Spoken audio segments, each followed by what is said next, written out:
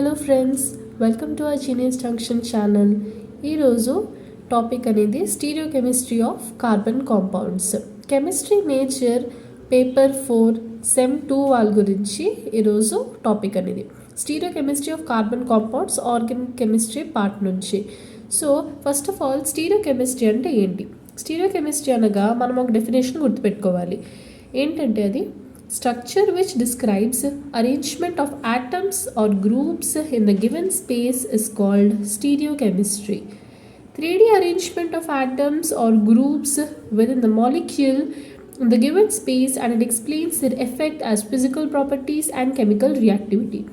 ఈ రెండు డెఫినేషన్స్లోని మీరు ఏదొక్కటి రాసినా okay.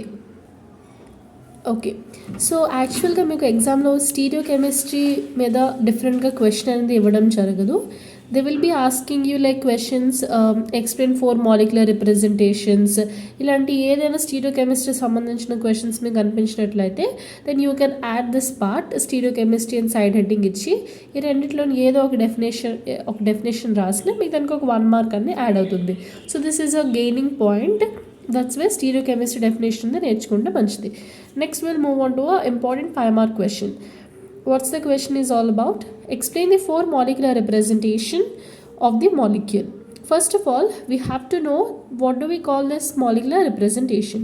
We say this molecular representation as conformation.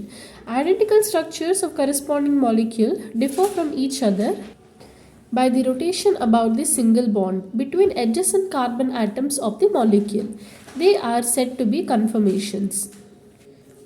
Conformations are represented in the plane of the paper by 4 ways: flying wedge projection, Fischer projection, Newman projection, Sawhorst projection. Let's discuss about flying wedge projection. All atoms or groups attached to central carbon atom. This projection shown by 3 types of ways. First way అనేది solid wedge, second dashed wedges, third normal lines. Solid wedges అనగా these are represented to the bonds which are present above the plane of the paper or nearer to the observer. లేకపోతే దీన్ని మీరు ఇంకొద్ది modify చేసి కొద్ది short చేసినట్లయితే they represent the bonds which are present above the plane of the paper అని కూడా రాసుకోవచ్చు. Next we will move on to dashed wedges. These are present to the bonds which are present below the plane of paper or away from the observer. Or you can write like this: they represent the bonds which are present below the plane of the paper or away from the observer. Next, normal lines. They represent the bonds which are present on the plane of the paper. Good example ni chudandi. CH4 అంటే methane.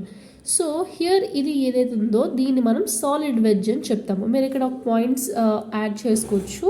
Like it is denoted by అని చెప్పి సింబల్ని note చేయడం, it is denoted by అని చెప్పి ఈ symbol denote చేయడం, it is denoted by అని చెప్పి దీన్ని మళ్ళీ ఈ సింబల్తో రిప్రజెంట్ చేయవచ్చు. సో ఇక్కడ చూసినట్లయితే ఇవన్నీ నార్మల్ లైన్స్ ఇండికేట్ చేస్తున్నాము. And this is what solid wedge. Above the plane ఉంటుంది, ఇంకా అబ్జర్వర్కి దగ్గరగా ఉంటుంది, nearer to the observer. Next dashed wedge, below the line అంటే below the plane, actually below the plane, ఇక్కడ రాంగ్ రాస్తుంది. So below the plane and far to the observer, far away to the observer. Next example glyceraldehyde. Glyceraldehyde ఒక molecular formula అనేది ఇది మీరు గుర్తుపెట్టుకుంటే అంటే exam రాసిన అవుతుంది, రాయకపోయినా దట్స్ ఓకే, మార్క్ అంది కటింగ్ అంది చేయడం జరగదు.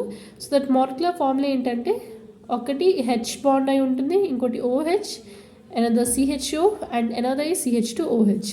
So here OH will be bonded as solid wedge and H will be bonded as dashed wedges, and here normal lines. Next projection గురించి డిస్కస్ చేద్దామా. Fischer projection.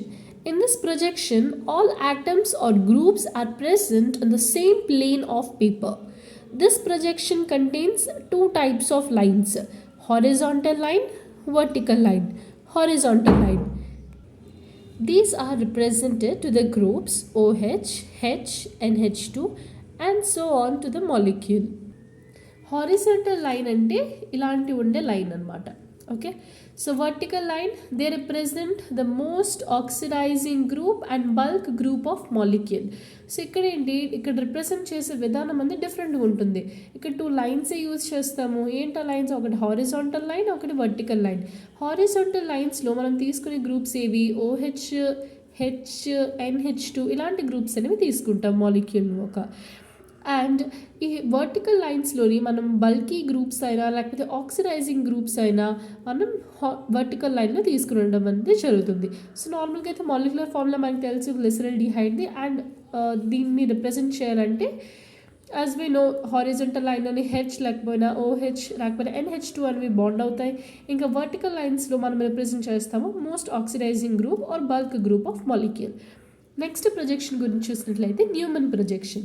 In this projection, front carbon and its attaching groups or atoms are represented by 3 equal spaced vertical lines at a point. So already మీకు ఈ diagram చూసినట్లయితే ఈ front చూపిస్తున్న ఈ point అనేది మనం ఫ్రంట్ కార్బన్ అని చెప్తాము. అండ్ బ్యాక్ అన్న ఈ సర్కిల్ని మనం back carbon or rear carbon అని కూడా చెప్పడం జరుగుతుంది. సో ఫస్ట్లో ఉన్న ఈ ఫ్రంట్ కార్బన్ ఒక ప్రొజెక్షన్ మనం ఎలా రిప్రజెంట్ చేస్తామంటే ఫ్రంట్ కార్బన్ పైన 3 ఈక్వల్గా వీటి మధ్యన ఉన్న గ్యాప్స్, వీటి మధ్యన ఉన్న స్పేస్ అనేవి ఈక్వల్గా ఉంటాయి. సో 3 ఈక్వల్గా స్పేస్ ఉన్న వర్టికల్ లైన్స్ అనేవి ఒక పాయింట్ దగ్గర ఇక్కడ మనం ఫ్రంట్ కార్బన్ మీద రిప్రజెంట్ చేస్తాము. ఆ పాయింట్ ఇక్కడ రాయడం జరిగింది. నెక్స్ట్ పాయింట్ ఏంటంటే సేమ్ అలాగే 3 వర్టికల్ లైన్స్ ఏవైతే ఈక్వల్గా స్పేస్ అయి ఉన్నాయో ఇవన్నీ ఒక సర్కిల్ పైన రిప్రజెంట్ చేస్తున్నాము. ఆ పాయింట్ ఇక్కడ రాస్తున్నాము. Like in this projection rear or back carbon and its attaching groups or atoms are represented by 3 equal spaced vertical lines on the circle. Okay, so staggered confirmation అంటే మనకు తెలుసు ఏంటి, hydrogen atoms అనేవి దూరంగా ఉంటాయి. And వినోస్ eclipse కన్ఫర్మేషన్స్కి ఈ hydrogen atoms అనేవి దగ్గరగా ఉంటాయి. ఆ పాయింట్ ఇక్కడ రాయడం జరిగింది. In staggered conformation hydrogens are far away to each other, but in eclipse conformation hydrogens are close to each other. Staggered కన్ఫర్మేషన్ని 60 డిగ్రీ టర్న్ చేస్తే మనకి వస్తుంది ఎక్లిప్స్ కన్ఫర్మేషన్. అండ్ ఎక్లిప్స్ కన్ఫర్మేషన్ని మళ్ళీ ఒక 60 డిగ్రీస్ టర్న్ చేస్తే స్టాగర్డ్ కన్ఫర్మేషన్స్ అనేది వస్తుంది. నెక్స్ట్ ప్రొజెక్షన్ చూద్దాం. Sawhorse projection. This molecular representation is imaginary along the molecular axis. It is projected by central carbon atom to neighbor atom by the diagonal line. So ఈ యొక్క molecular representation అనేది అంటే imaginary, మనం మైండ్లో అనుకోవాలి చాలా. So ఇది ఇమాజినరీ. ఇక్కడ చూసినట్లయితే దీన్ని ఎలా రిప్రజెంట్ చేస్తామంటే ఇది ఒక కార్బన్ ఆటమ్ ఒక పాయింట్ లాగా ఉంది కదా, ఈ పాయింటే కార్బన్ ఆటమ్ అనుకుంటాము. దాన్ని నేబర్ అంటే పక్క అని చెప్తాం కదా. సో సైడ్, సో సైడ్లో ఉన్న ఈ కార్బన్ ఆటమ్ని జాయిన్ చేసి ఒక డయాగనల్గా ఒక లైన్ అనేది జాయిన్ చేస్తుంది కదా, ఈ డయాగనల్ లైన్లోని main importance. Diagonal line below end of the diagonal line అనేది ఫ్రంట్ కార్బన్ని ఇండికేట్ చేస్తుంది.